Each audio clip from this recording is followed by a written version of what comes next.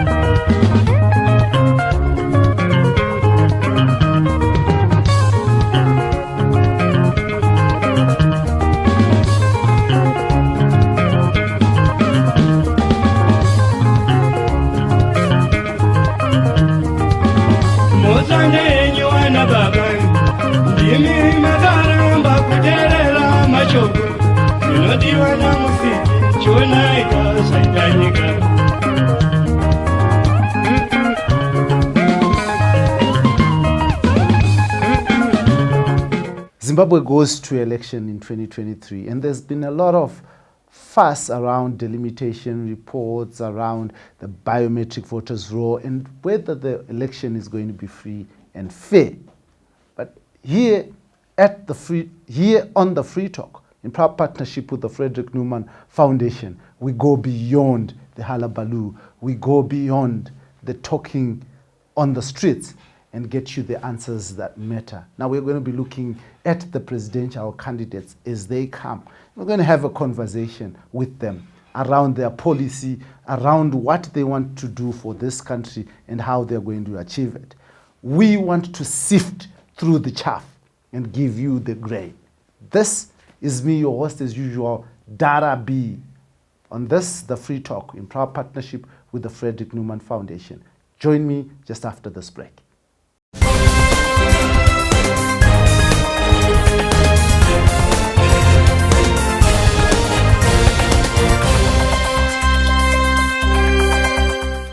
In studio this week, I have one upcoming presidential candidate.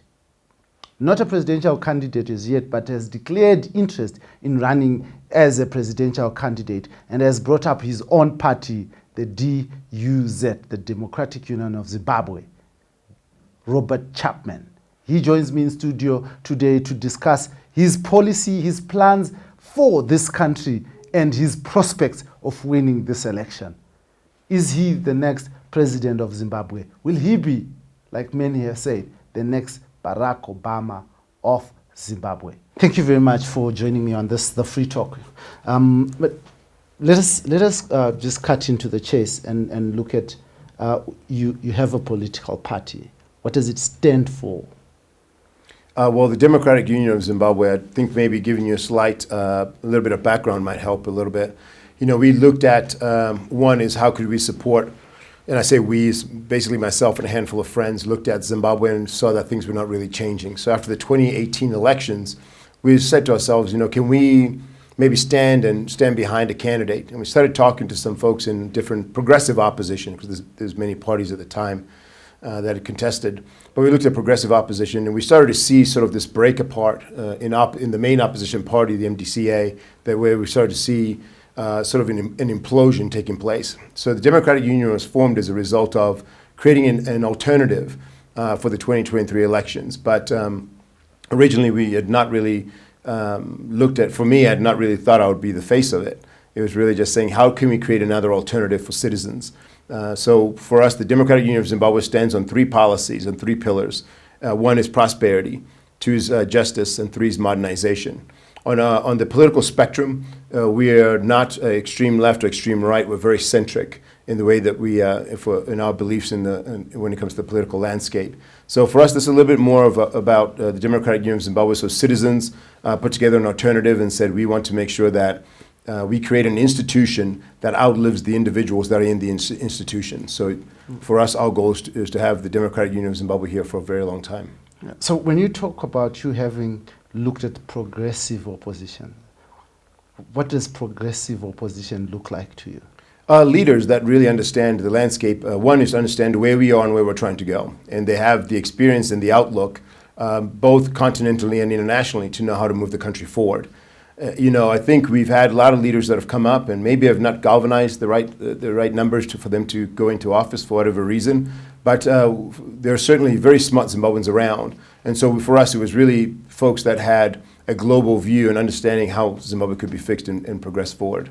And you said that this institution, the Democratic Union of Zimbabwe, must outlive the face. Mm-hmm. But so far, we only know you as the leader and no one else. So can you share with us who is behind you and who is going to make this organization outlive Dave Chapman?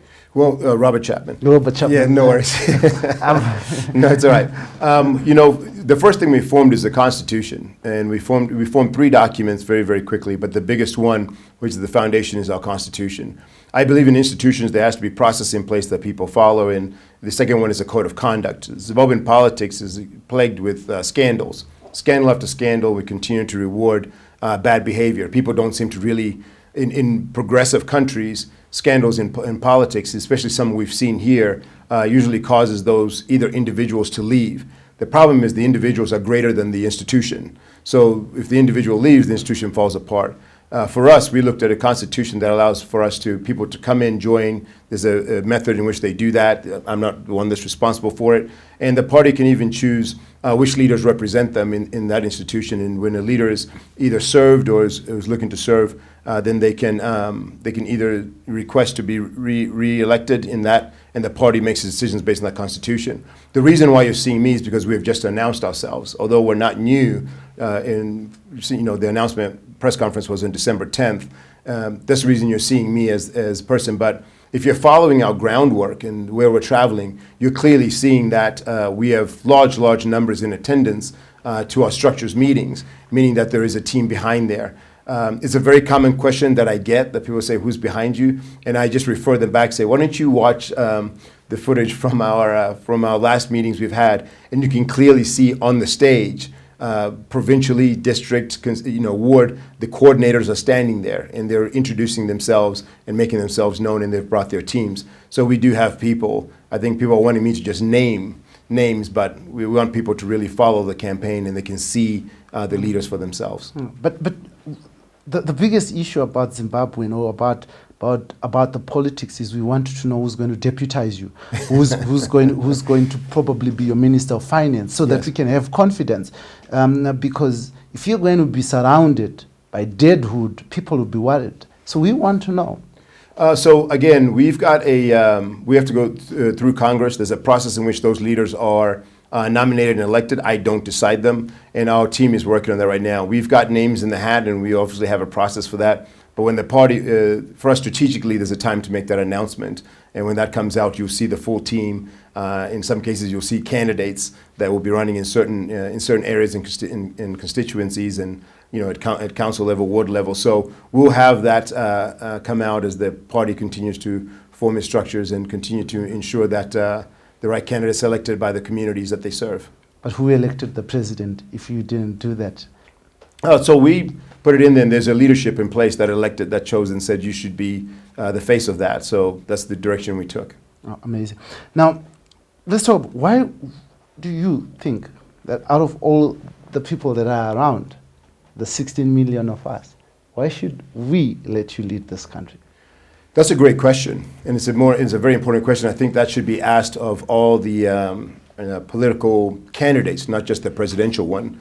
Again, as I believe in institutions, I think the citizens should look and see is what they've been doing working for them. They say the definition of insanity is doing the same thing over and over again. So old politics and old ways of doing politics have not worked in this country. The current governing party is only serving themselves and not the people. It's very evident, even on our way here to your studio. You can clearly see that it's not functioning very well. The new opposition has obviously demonstrated that they're not new opposition, but opposition politics in our country has demonstrated that they do not have the capacity to organize and present viable candidates that can really drive change. So for us, the alternative is that if it hasn't been working for you over the last decades, it's probably best we start looking at different alternatives and start to ask questions around, what kind of campaign are they running? For us, we're running a very different kind. It's based on prosperity, which has never been seen before in this country. It's not based on personality. We're non-toxic. We're talking about real issues and talking about real solutions to those issues. This is not about personalities or anything of that nature. So there's two different things that we want people to pay attention to. One is register to vote. They don't ask you who you're going to vote for. So even if you're sitting on the couch and you haven't decided what to do, or you've got voter apathy, or you've been aligned to a political party, but you know that the community you live in is not developing. The schools your children go to are not being built. The hospitals are not functional. The roads you drive on don't work. But we continue to see politicians generate wealth inside the system. We just ask you register to vote, keep an open mind over the next few months, and just pay attention to what DUZ is going to offer you, and then start to ask enough questions. Be part of the conversation. So for us, we believe that we have a real viable option for citizens to think differently about the way they've been voting in the past. And our message has been resonating very well on the ground. But you talk about they not being, things are not working, things are not functioning. Those in government at the moment have said the first instance, let's deal with this one by one. They've said that sanctions are the root cause of the crisis that we're facing. Do you believe that sanctions are the root cause? Not necessarily, no. We have illicit corruption at every level of society. We look at the high level of corruption. I think, what was it, last week a plane crashed leaving one of the diamond mines, and there were diamonds on board. But no one talked about the illicit diamonds on board this aircraft. The people survived, but there were diamonds found on board. We have illicit corruption where people have been caught with gold at international airports and still serving government. We've got MPs and other elected officials that have been involved in illicit corruption and nothing has happened to them. So the high level of corruption is extremely there. We go down to the very low level. When I was walking through I walked through a lot of informal sector, Chamisa, walking through these areas, talking to people. They're facing levels of corruption at the very bottom level where they're having to pay bribes, whether it's to police or to local councilmen and so forth, things that are happening on the ground. So the level of corruption that's there is extremely high. So if we're talking about sanctions, I think we need to address such illicit spending. When we see, health ministers are being, health executives are being given cars, but there's no, you can't even get a prescription drug in a hospital. There's nothing that's provided there. So sanctions is one part, and we can't really necessarily control what another country decides to do to us. But we certainly can control the way we govern and the way we treat our people, which is extremely poor right now. Then let's look at the second aspect. There is this brick by brick, and you say there's nothing that is happening, but day in, day out, if you follow the official media, the state-controlled and run, there's talk about massive development, investors coming in. I mean, don't you think that's enough for the people of Zimbabwe? No, it's not enough, and frankly, I don't think we're really seeing it. If it's happening, the story, I think it should be rechanged because, the Venewayo part is the interesting part. Is it Zimbabwean citizens or is it supporters that get these tenders and these deals? Some don't complete.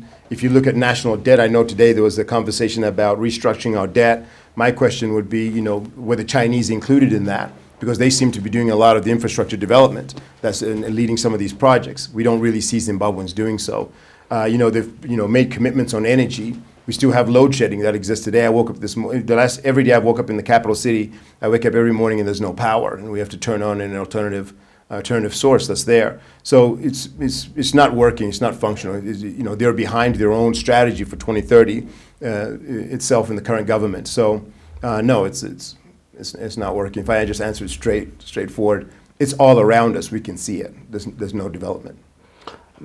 And you talk about that you're running a non-toxic, and you are also looking at development and issues around prosperity.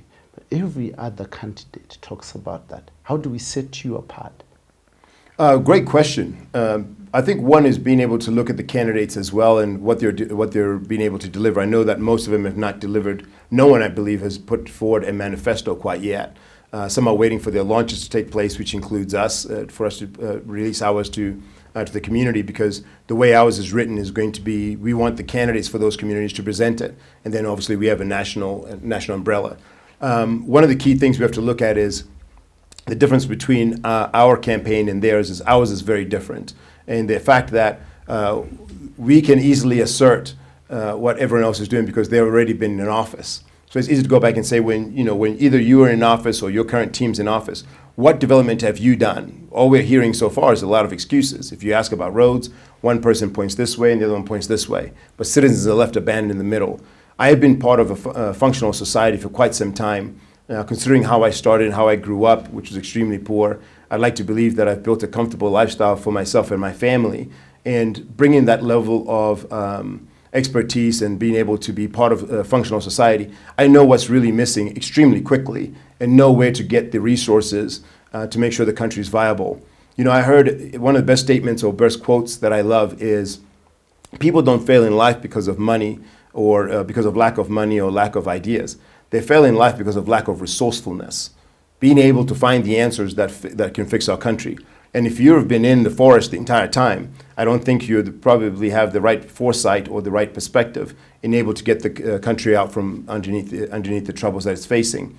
For me, looking from the outside, looking in, with a different perspective and knowing where we can start, we believe that we can turn this thing around very, very quickly. And that message really is being received. People are exhausted with the same old politics that has been going on and on and on and not really seeing development, that people are saying, you know what, the message that DUZ and Chapman are sharing is very simple, it's achievable, it's executable, and that this is someone who started off in very, very tough childhood and has really built something for themselves. And we believe that we should give a chance to a very different thought process.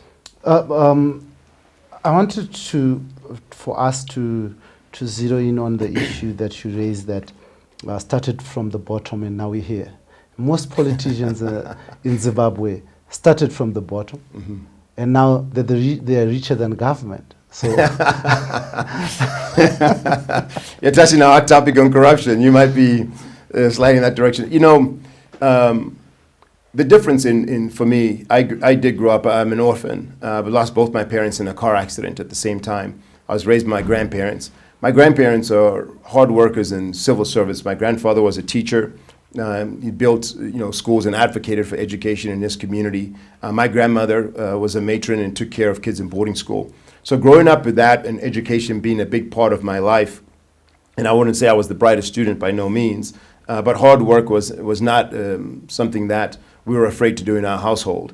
What made the difference for me is the environment that I was able to exert my work ethic. And there's many Zimbabweans just like this, and we find them all over the world that are successful in building their countries, because the environments they're in and the environments they're living in the diaspora allow them to succeed and be rewarded for that. In this country, we don't have that.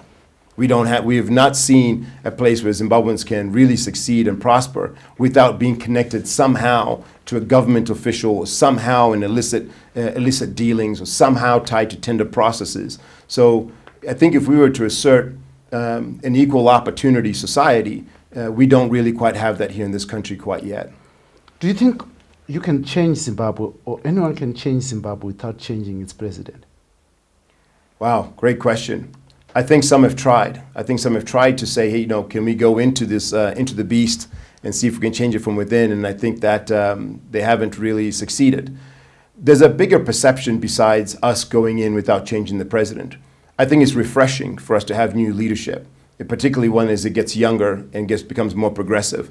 I think it's refreshing, one, for the country to create new ideas and have innovation that comes in play versus having sort of a stagnant society, which is what we're seeing today. The second side is the international perception in doing business with a country that continually seems to have leadership change. It creates new momentum. So today, where we are as Zimbabwe, if we're really trying to make sure we're attracting foreign direct investment and international engagement, a change at the highest level has to take place. The moment that happens, instantly we will see a different perspective of people looking at Zimbabwe differently. What then we are required to do as leaders in the community is start to put policy in place that is friendly to the international community. We start putting policy in place that adheres to human rights and our constitutional rights in this country, which we're not seeing at the moment. We're seeing ourselves going in an opposite direction of more authoritarian rule.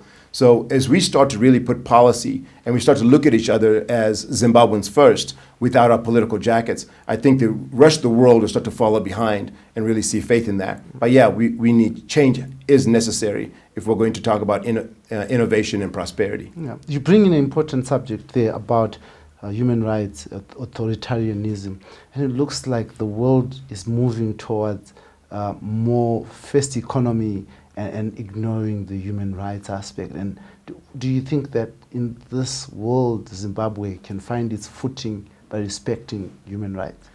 Absolutely, it's necessary that we do. To be honest with you, one of the things, I was at the World Bank Summit, I think it was the World Bank IMF Summit, I think it was in October or September, and I remember talking or hearing a conversation about, which was very disturbing, about the EV sector or the battery and energy storage sector. So the natural resources needed to meet the demands of the first world, that means mining will need to increase about 17 times. So if we think about the mining that's going on in Africa, on our continent, and let's look at Zimbabwe, mining has really gone up to the point where they'll even choose mining over agriculture in some areas, or we're seeing villages being displaced, ancestral land, people being removed forcibly from their land for the purpose of mining.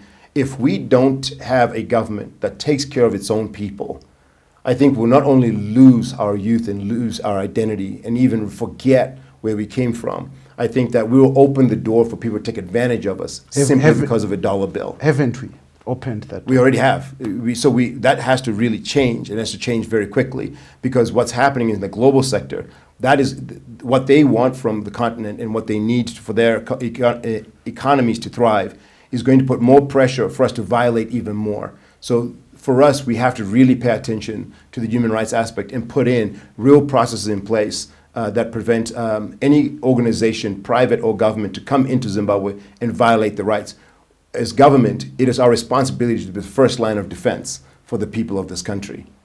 Amazing. You have been accused of dividing the vote for the opposition. What is your view about that? I mean, this has been very topical on social media, and I've followed some of your engagements. But what is your view? We're running a different kind of campaign for us at DUZ. The key point to acknowledge is that no one owns someone's vote, right? So the moment we get to that point, no one can predict the future. What we do know is that data and polls are showing us that people are tired of the same old politics. So splitting the votes, I think it's up to the decision of the electorate and what they see best in their candidate. Democratically, I am allowed to contest. The Constitution allows us to contest and be able to put forward a different conversation about how we should govern and where we see the country going. If people are failing to communicate with the electorate, then that's not our problem. That's their problem, and they should become a little bit more organized. So if we're talking about really splitting the vote, I think it's just a propaganda scheme that continually sort of drives a wedge and drives hate inside opposition politics, and we've seen it before.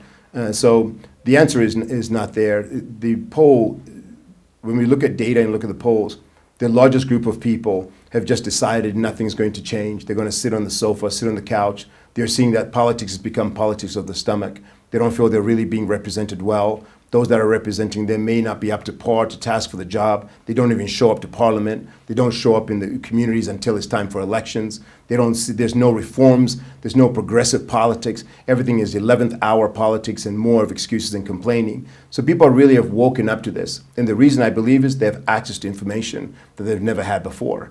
And so for us, splitting the votes for me is just a way to drive a wedge and say someone is entitled to be here, and the truth of the matter is no one is. Yeah. Leadership is earned. Yeah. So I've spoken to a number of people and tried to understand what they mean when they say split the vote, and they believe that the ruling party currently is so entrenched that it benefits when there are more voices speaking against it, because they know that the ruling elite has its own defined voting pattern, and it won't shift. So they are happier to have more because you split that vote between yourselves and they can still go through the finish line?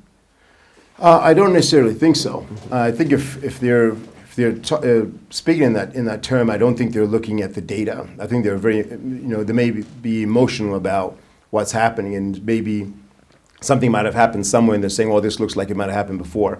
I don't think so. I think that people certainly know that the government, the Zanu Pf government, has not served them since independence. We can see illicit corruption. We can even look even to the second generation of ministerial kids or people that have been in government and see that even that wealth is now being passed on to them. All the while, our grandparents' pensions no longer exist anymore. What's happened is that we're not running campaigns, or opposition has not been strong enough to really get galvanized people to really stand for a prosperous country. And what happened is when we saw in 2008, where they went into a GNU, we saw a complete collapse in opposition to really govern, where they had majority in parliament. So people are waking up to them. This is my generation that's seeing this from 2008. So if we're having an honest conversation, there was an opportunity for real change to take place, where a government had came through. Yes, the election was won. There was a failure to transition to power, but at that time there was a majority. And so many bad decisions and so many setbacks took place, where people sort of went in and then they sat down and relaxed, and 2013 was just a complete loss. People have woken up to that. And that's why we see today, I think the most recent poll showed most people in Zimbabwe would leave the country immediately if they had a chance. And they're essentially running away and saying there is no hope. That hope is not just in the current government, it's in the opposition as well, that they're saying, I have no hope with the way things are going with the current government, and I have no hope that an opposition is going to deliver change. And that's why we exist, is to say, no, we need you to stay. We are going to fight alongside you. We understand the pain that you're going through, and we know how we can make change. And so that's where, for us, that message really resonates with people. Yeah. So your message is about giving people hope, but with the current political environment, do you think that there can be a free and fair election in Zimbabwe that can allow one person without the history of the liberation, as they always say, to transition into power and take over leadership of this country? Free and fair elections I don't think have ever existed in the country, and which is why I'm shocked. I'm not really shocked, but why the conversation comes up about reforms. And I continually hammer on that to say, if you want to know what progressive leadership looks like, the first thing that should have happened was reform should have gone through after the 2018 elections. Stolen or not stolen, the fact that those results ended the way they ended, the first thing they should have done and said, hey, we've got 1/3 in parliament, let's go ahead and put through some reforms and become very aggressive. But they didn't do that. Instead, what they did is to fight who was going to lead the next party. It was basically rulership, who was going to rule, and they split the whole thing. So when we look at that from free and fair elections, part of that we have to own, because we know that the playing field is not even. We don't expect it to be. But as we get into the game and the engagement of politics, we have to have the leadership that is able to navigate those waters. While there may not be free and fair elections, these citizens can really present an opportunity to bypass those sort of rigging mechanisms in there. Numbers will make a big difference. And the only way numbers make a big difference is they have to believe that the people that are leading them to voting day really stand and believe in what they're doing. Right now, they don't have that, except the fact that we are now coming out saying, we are going to drive change. We need you to come with us. 5 years is too long for you to wait from 2023 to 2028. This is the time for us to really drive change and really exposing them to as much information as we can, and why it matters to them, not to the political party, why it matters to them and their families and their prosperity as well. So free and fair elections have not really existed in this country at all. We know that. I think everyone can agree that that's the case. We're seeing that, of course, with what's happening today. But the real leadership is being able to navigate complex problems and being able to provide complex solutions and execute on those solutions in a way that represents people and creates and inspires others to step in and say, you know what, I want to be part of this. I want to be part of this organization and be part of this change. I mean, you talk about numbers. You talk about driving the numbers. And as you drive the numbers, what is also very important is the boundaries, the constituencies. And there has been a delimitation report. Yes. And it has been, there's been a lot of controversy around it. First of all, does is the manner that Zimbabwe Electoral Commission has handled this delimitation report inspire confidence in you and your campaign? No, it doesn't. We know that it's a way of, rigging mechanisms, create confusion right before. If we go back to how the Electoral Commission makes its decisions and the members that are on there, I believe that at one point, history showed that those responsibilities or decision-making capacities were given up by opposition at one point. So we are where we are due to bad decision and 11th hour sort of decision-making in politics. However, being more forward-thinking instead of being problem-oriented, we want to look at the solution. When we look at the delimitation report, I was asked to comment about this by another journalist organization. And what I said was, if you're currently an MP and you're seeing the lines being redrawn, you're either facing one of two things. One is your constituency is going to be split, and it creates an uneven, or it creates you potentially to lose in the next coming election, which is part of the rigging mechanism. And then in some cases, they might be neighboring constituencies that have been merged into one. And now you've got two candidates from the same party that might be contesting for the same seat, which creates a very head-on conflict of interest inside those organizations.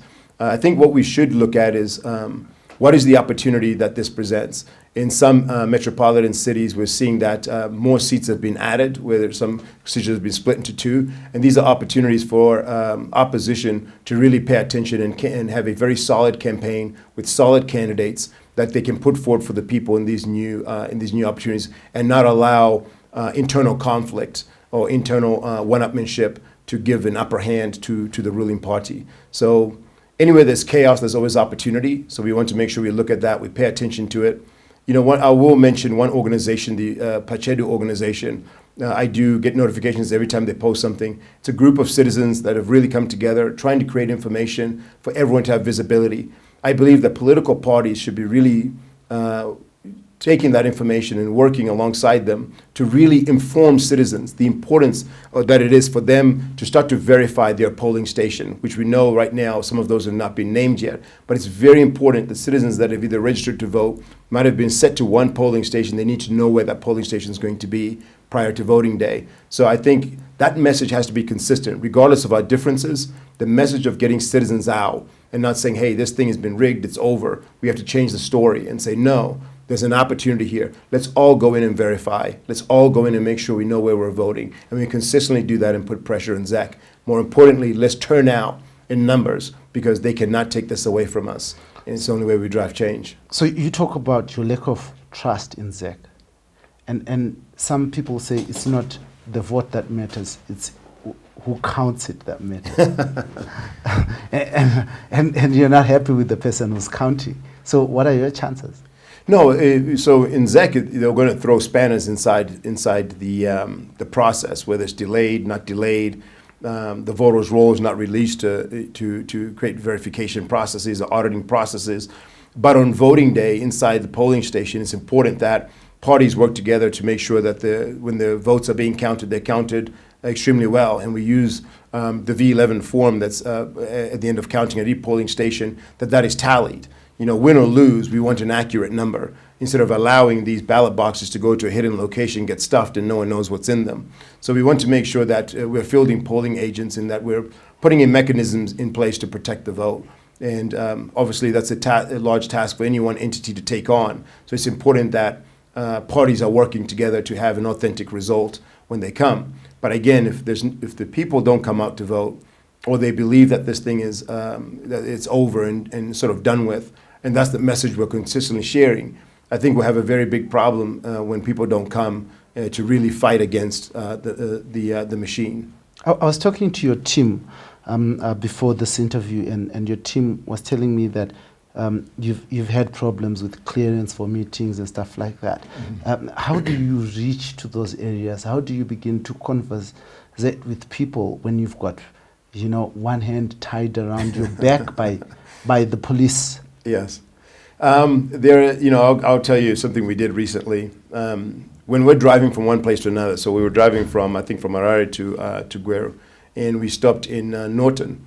And it's very quick. We call our coordinator there and say, hey, listen, we know what the limit is. I think it's you're not allowed to have a gathering of more than 15 people, something like that. So no matter where I'm going, there can't be more than 15 people. So put 10, 10, 10, 10, 10. And it's like, and we're moving around very quickly. And in a few minutes, we're sort of done. But we're shaking hands, meeting people. We're excited. Want to ask a question, we answer it very quickly, and we move on. The gatherings we have been declined. We have been turned down for various reasons. In some cases, they may not decline our request to meet, but they'll tell us that the date is not available, and then they'll say, we're going to give you a date like a Monday, knowing clear well that the turnout will be maybe very low. But is that legal? Of course, it's not legal. I mean, like I said before, we know that this is what we're going to face. So for us as a solution-oriented party, we are focused on the solutions. We know they're going to try and come, they're going to try and exhaust us, but we have to keep pressing on and keep pushing on. We have to be strategic. Sometimes we'll put 2 dates out, knowing that either one of these dates we can make work. Want to get declined, we'll do another date. But we know that we're going to face, and right now, getting sort of in the beginning stages, we know they want to see how big our numbers are. So in some cases, they might approve it just to see how big is this organization? How well organized are they? And of course, after Bulawayo and Mashingo, our denial letters started coming in because they quickly saw, like, wait a minute, these people have folks on the ground. Let's try to limit the numbers. Sometimes they'll ask how many people are going to attend. We'll tell them that we're expecting this number, and they'll cut it in half.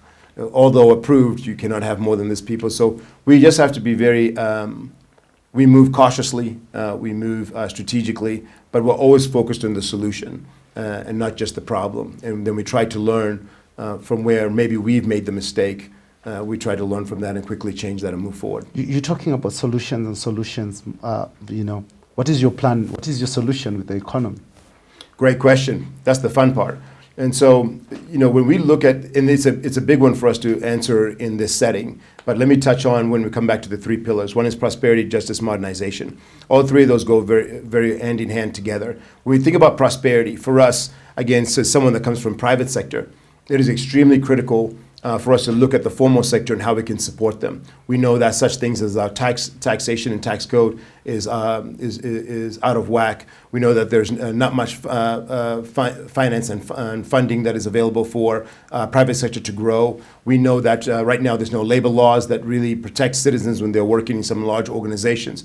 So for us, one of the things we look at from an economic standpoint is, one is we need to get to stabilizing the currency situation, dual currency, which is causing problems for the formal sector, particularly retailers, because they have to adhere to what the RBZ says, but that's completely different from what the street value says. So in some instances, some are facing a 20% decline in retail sales and revenues, which is a major problem. So being able to curb the issue around multi-currency and dual currency makes a big difference. The second one is making sure that inflation, we put a cap on the inflation, and we start looking at how we can start to renegotiate and restructure our debt, our national debt, not just the one that we know about, because there's obviously a larger debt that we probably owe to China that no one's really talking about, but we need to look at that as well. We need to start looking at the supply chains of our country when saying, how do we create supply chains where now we're creating value add that is inside the country? Because strategically we're located center of SADC. So we should be exporting. We should be an industrial hub that is exporting more within the region.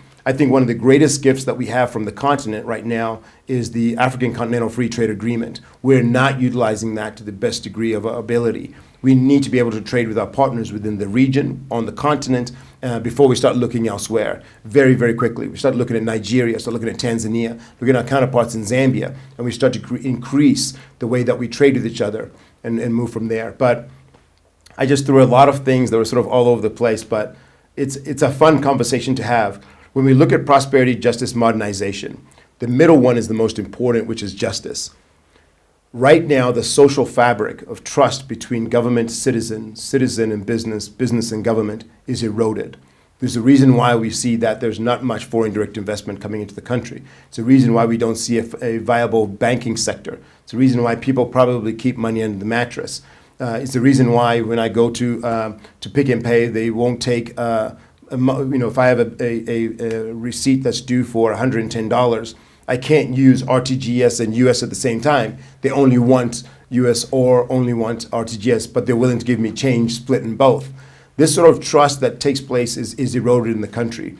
we have to change the way our justice system operates. We have to fight corruption at every level in society to reestablish that fabric. We have to the justice system has to work where when someone makes an investment in this country, they know that there is a system in place that protects that investment, that they, if they were to lose or get robbed or something was to happen, some level of fraud, that there's a place they can go to get justice for that. We don't have that right now. And that is the biggest job, I believe, that the next president that comes into power in 2023, a DUZ president is going to face, is working the judiciary. We have to protect the money that citizens are making, and then we also have to make sure that foreign direct investments are also protected, which creates the ability for us to modernize and start building on infrastructure and networks throughout the country, which creates jobs. Quickly on the currency, what is your take? It's an interesting one. We've got the highest inflation in the world without a war. We've never been to war. We have got the worst payment system, second worst paying system, I believe, in the world. I think at one point we were second to Venezuela. And so people don't trust us to pay our bills. The currency side, we need to stabilize it, whether that's dollarization or we're looking at a digital currency that looks at backed through our natural resource, which has never, right now seems to be a direction we're moving towards. Zimbabwe is already sort of in a cashless society already as it exists. People are trading using their phones. We would enhance that process as well. But the first thing we need to look at is we need to look and see where is our national debt. And I think we're going to be in for a shock when we actually become honest about that number. And the 2% tax on what is your view about? Yeah, I mean, the tax code is all over the place. Even if we look at companies trying to purchase items to bring in to make their businesses more viable, the entire tax code has to be reviewed, and it has to be functional in a working society. One of the things I did just to understand where sort of the banking sector was as well for an individual. It was, if I was to buy a home or a car, how much do I need to put down and what is my interest rate? And it was astonishing that somewhere at 100%. And somewhere at 200%, depending on which currency you're using, because they couldn't control the inflation. So when it comes to tax code, instead of being specific on one, I'll tell you that we need to look at that as a whole and see what is best. The issue or the opportunity that presents in our government, and I think I've even posted this before, is we need to look at the relationship between government and private sector. There's a very, very fine line where policy has to intersect with economic growth. And so consulting the formal sector and being able to help them increase their capacity, which allows them to employ more people, is much more important. So if we came back and said we're going to change a particular area of the tax code because corporate companies are saying right now we are handcuffed in growth because of this particular issue, government has to look at policy that is able to move together to allow that company to recruit. I'll give you a great example. 80% of our economy right now is being held together by the informal sector. And the informal sector is now starting to feel the pressure when it comes to Forex. They're feeling pressure where now they're saying you are holding foreign currency. But if you look at the formal sector, they're now 20%. That's a very imbalanced economy. The informal sector would have to come down to about 40%. I don't think it should ever cross 40%. And the only way to do that, when I was walking through, I think I walked like 6.9 kilometers total a few weeks ago, talking to people in the informal sector. If we were to create a manufacturing hub, just outside of town, would you like to stay here or would you go work a job? Everyone was saying, I would take a formal employment because I have a pension. I have all these benefits that come with formal employment. And then I attended the CZI symposium, and they raised very key issues, nothing extremely complex, very, very key issues. Power. If you're a manufacturing plant, when you have a power outage, business stops. Multi-currency, inflation, raw materials or supplies to be able to keep the business alive. So we have to support the formal sector and encourage them to grow. We need to look at the startup industry. We have so many young youth that have bright minds, have intelligent minds, and we don't want them to take the expertise and technical knowledge they have outside of our country. We need to have startup hubs and we need to have incubators that can help small businesses that haven't been growing to really revamp themselves and start to grow and create financial mechanisms for them to grow. I'll give an example. If we had 10,000 small businesses in this country and we created financial policy and financial options for them that would back them and allowed them to recruit one person in each of those companies, let's say 2 people per company. And the moment that they say, yes, we would agree to this.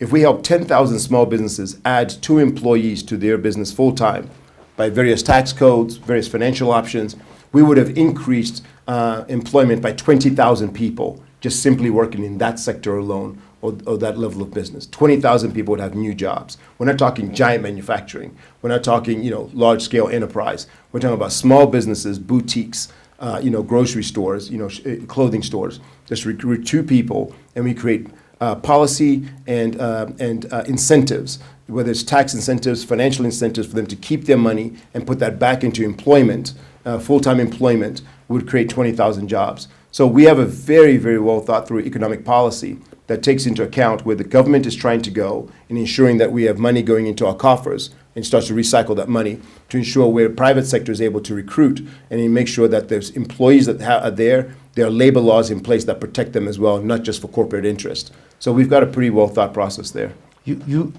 What is your take on gold coins? Yeah, I'm going to be careful on this one. Personally, I'll be straightforward. I think it was a looting mechanism. It was a way to get money out of the country, and you could melt it when you're out there. From an investment standpoint, especially when they were selling it originally, I think when they launched it, it was being sold at 50% off the original price of gold, trading price of gold. And, if you were trying to get your money out of the country, you just buy a lot of gold coins, and then you just take them to another country, and you could melt it, resell it at full retail, and you'll be done. To me, it's a gimmick. I think gold coins should exist as an investment opportunity for people, but not as a way to fix the economy, personally. Let us talk about 1980 up to now. Zimbabwe has seen violent elections. Yeah. It has been, we have had divisive politics in this country. Mm-hmm. How do you plan to deal with that politics of violence, of hate? We experienced that very quickly. We knew it would come. We know we had 2 battles to face. One was going to be from opposition, so we faced a lot of hate speech, and it opened the door for labeling and name calling. We chose not to engage. I remember we had a leadership call with our team, and I said, no, don't engage. Our real battle's up ahead when the ground starts moving and the ground starts mobilizing. We know that it exists. Particularly for women in politics. It's a very difficult thing for a lot of folks. We've seen it. We are trying everything we can to stay away from it. Our goal is always to de-escalate. We don't believe in violence. We want to really have an argument about ideas. We want to have an argument about the ways we lead and work together to build the country.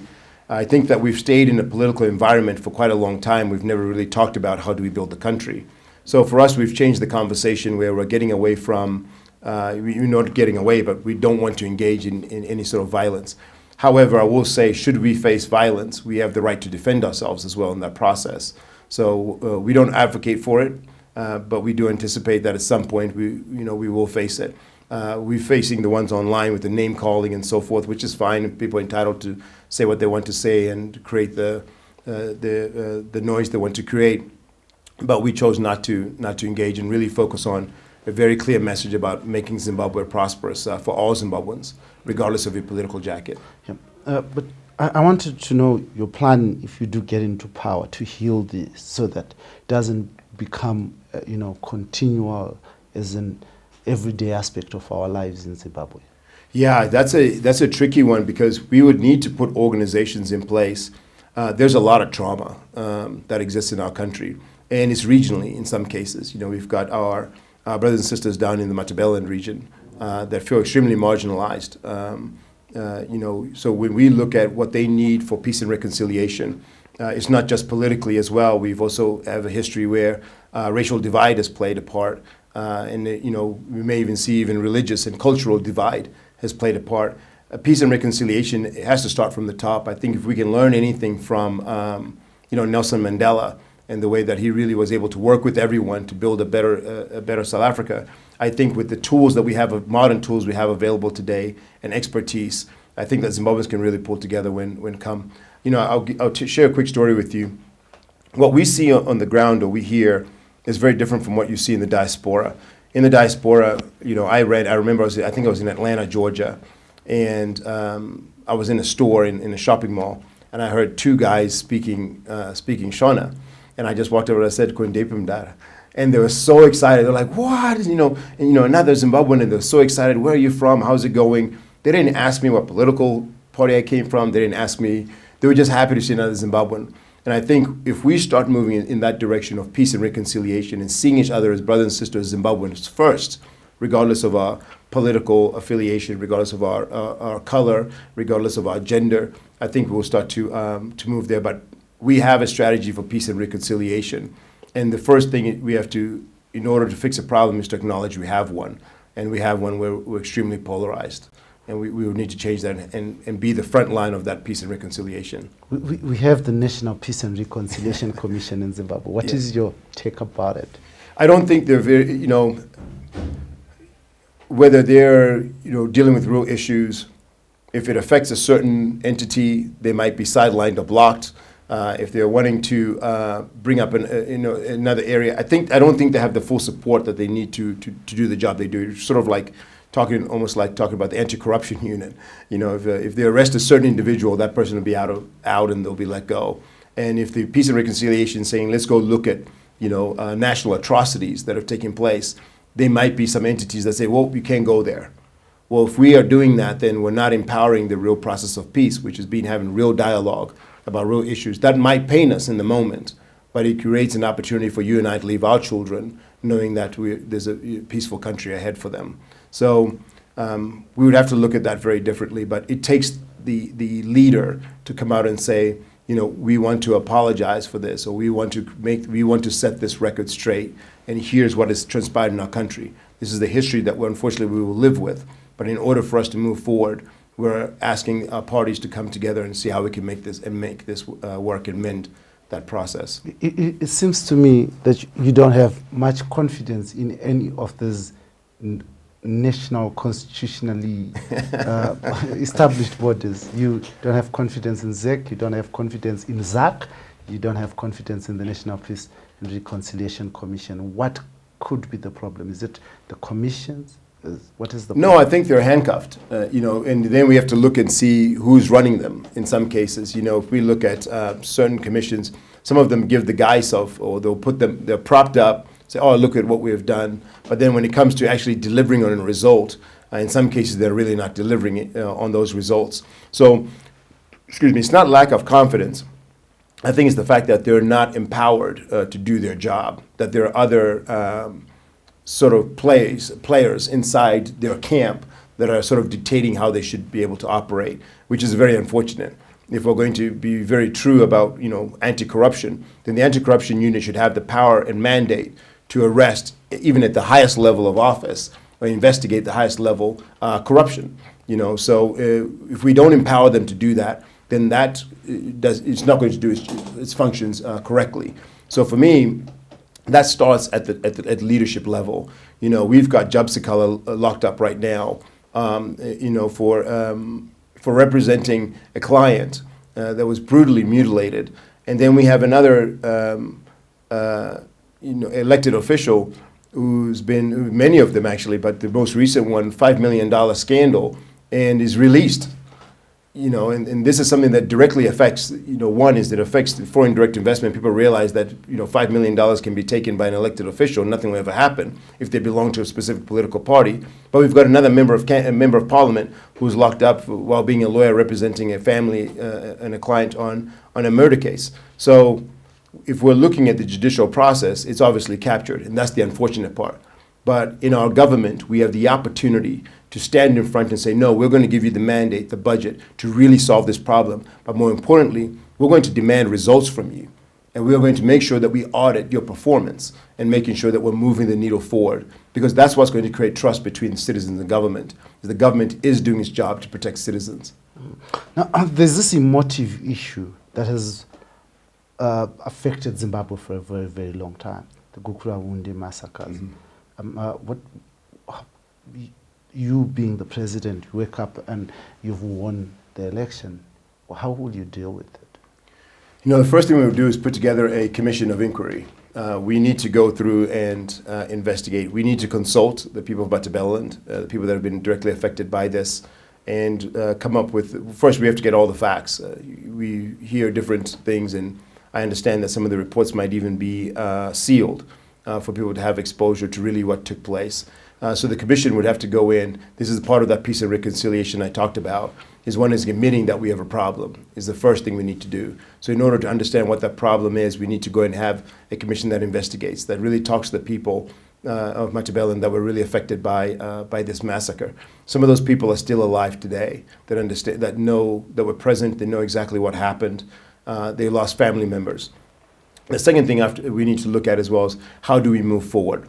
You know, one of the things I have when I was in the area in Matabeleland, talking to some folks and seeking their counsel and saying, you know, what is the best way to move forward with this? You know, one thing I threw out, which I intend to continually engage in that conversation, is we want to be able to create you know, we're looking at Zimbabwe's history and making sure that we create the opportunity for those names never to be forgotten.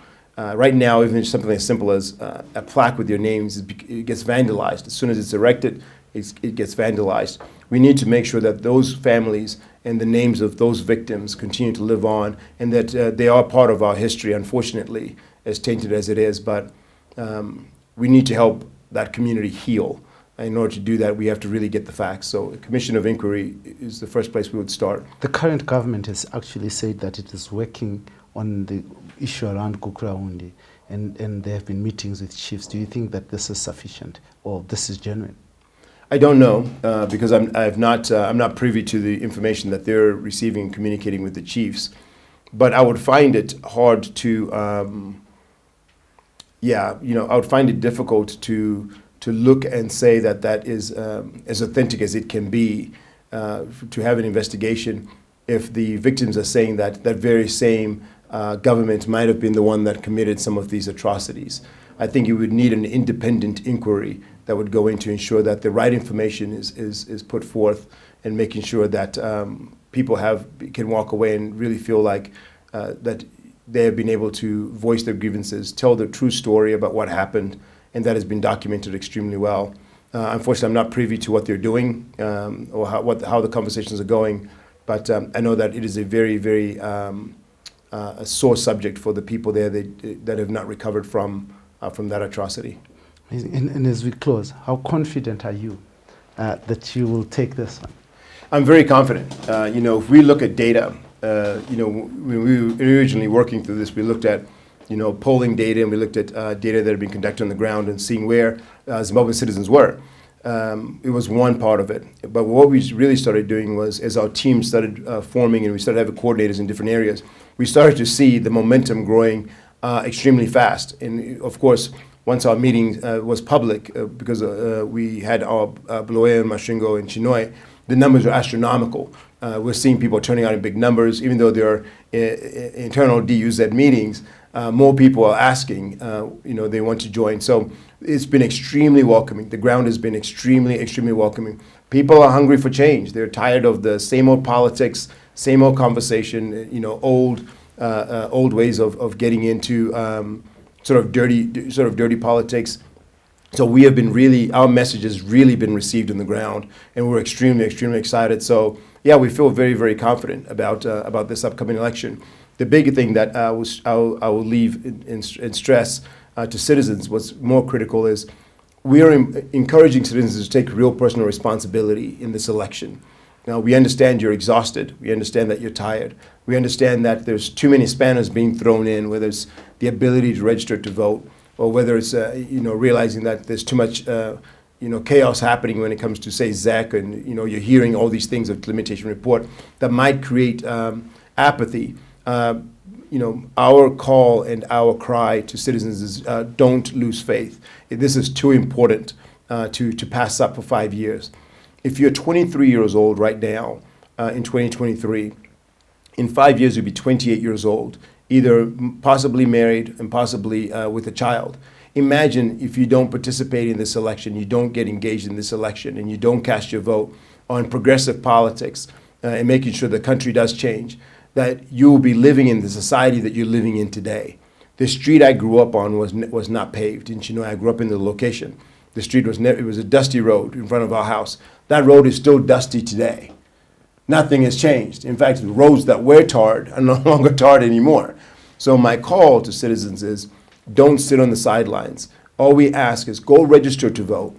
Even if you don't know who you're voting for yet, go register to vote. Take the opportunity to stand in line and get that slip. And then what we ask for you to do is over the next few months, have an open mind and listen to the political candidates, engage in the conversation, and continue to ask questions to the people that are leading you. More importantly, ask the leaders, elected officials in your community what they have done over the last 5 years. And if they've done nothing, then maybe you should consider change. What percentage are you looking at? I made the mistake of giving out a number today, so I'm not going to make a mistake with you. Yeah, but thank you for asking. Yes. Amazing. But you know, when you get into an election, we want to hear numbers. You've been talking about data and data, Yes. and so you should privilege us with what percentage you're looking at. What is your target? If I'm being honest, we're targeting a majority. We know where the sort of the numbers lie right now. So I would say that based on some recent polls, I would say 74%, which is the number. I'm going to say it because I said it earlier today anyway. 74% is really our target. Now I'm pushing to increase that number because people we don't fail because we aim too high and miss. We fail because we aim too low and hit. Now, if you get that 74%. And there have been, in the past, military statements that have been put. Only those who went to war, the soldiers will salute only those who went to war. What plan do you have to ensure that there's a transition of power? That's a strategic move that I think would be careless for me to share here in this conversation. But here's what I will say. Our police, our military, our soldiers, our war veterans, they are citizens of this country. And when we see how the country is going and how people are suffering, we look at the wages that they're receiving, the quality of life that they're living. It would beg the question that through our campaign, as their families are engaged with us, that we believe that they themselves, as individuals outside of uniform, want a better country. They want a country that is more functional. I think the days of being given, maize seed or fertilizer, and then you're on your own for 5 years, people are starting to see that is not paying off. For me, I was at the press conference. I was asked about the military, and for us, I believe in national security. We know that there's an issue in Mozambique, in the northern parts, in Cabo Delgado. If we don't have a strong military that is empowered, that has the right equipment to serve and protect this country, and has the right wages for them to survive, that we know that it will cause problems for us in national security. So for us, we have a military strategy that I believe they will find will be very attractive. We need to improve training. We need to improve the equipment that they have. We need to make sure that they have the right pay and make sure they're paid well, so they feel confident in that the country they're protecting is also taking care of them. So I really believe, as we are campaigning and talking to people, that as much as they are saying that we want someone that has served in the liberation war, it would say that today the generations that exist today, including their children, would have not served in the liberation war, but it doesn't mean they can't serve their country. And I think that message is going to resonate. All they have to do is look at their own personal lives and the lives of their family, and they'll quickly see that what's been going on has not been working. Are you open to coalitions? Our Constitution allows it. Yes, our Constitution allows us to have that dialogue, and for us to engage with political parties. Thank you very much, Mr. Chapman, for joining me here on the Free Talk on HSTV in proud partnership with the Frederick Newman Foundation. Now, Ms. Chapman, as I normally do with all my guests, I will ask you and allow you to have a moment that you can address the people of Zimbabwe, not from a question from me, but what lies in your heart, what you think you'd want to share with the people of Zimbabwe, allow you to look into the people of Zimbabwe and talk to them. Absolutely. Thank you for that opportunity. Citizens, welcome. My name is Robert Chapman. I'm the presidential candidate for the Democratic Union of Zimbabwe. I am contesting in the upcoming 2023 general elections as the president of Zimbabwe, taking you forward into 2028 for the next 5 years. When we think about where we are as a country, I want you to think about your life today and ask yourself if what has been going on in this country, the leadership that you've had, has represented you well. Take a look in your community. Has your community been thriving? Take a look at your job. Are you being paid well? Take a look at this current state of affairs in this country. And I know that right now, our country is living in dirt poor poverty. Our children are on the streets, working on weekends, trying to sell anything they can to put food on the table. At our party, we are calling on you to join us and take a look at us and take a look at the Democratic Union of Zimbabwe and make sure that we change the politics. When we change the politics, we change the way we live and the way that we operate. Our policies are very simple. We're working on 3 strong pillars. Prosperity, which comes directly to you. Justice, making sure that you live in a just society that protects you when things don't go your way and that you know that you have a place to go to and there's protection around you that stands for Zimbabweans first before anything else. And third, we're looking at modernization. We have a lot of work to do, but that's where we're going to have a tremendous amount of fun. So I'm asking you over the next few weeks, take the opportunity to go register to vote if you haven't. And if you have, make sure you're paying attention and talking to your family members and make sure you're verifying your polling station and where that is located. Over the next few months, have an open mind and take a look at what the Democratic Union of Zimbabwe has to offer you. But I leave you with this message. If no one's told you lately, I love you and I love our country. Thank you. This is the Free Talk. This is the platform where you hear the issues that matter, where we ask the question, so what? So that you understand why you should care about issues that are happening around you. Now, Zimbabwe is going to head for an election, and we're going to be talking to all the candidates. We're going to be talking to all political parties so that you get to know who you should vote for and why you should vote for and why you should not vote for them. This is me, your host as usual, Dara Blessed Mhlanga, on this, the Free Talk, in proud partnership with the Frederick Newman Foundation. Thank you very much to my guest this evening, Mr. Chapman. Thank you, sir. Thank you very, very, very much for coming through and for talking to us. No, thank you very much for the opportunity. Thank you. We hope when you get power, you'll still come visit us. Until next time, thank you very much for watching us.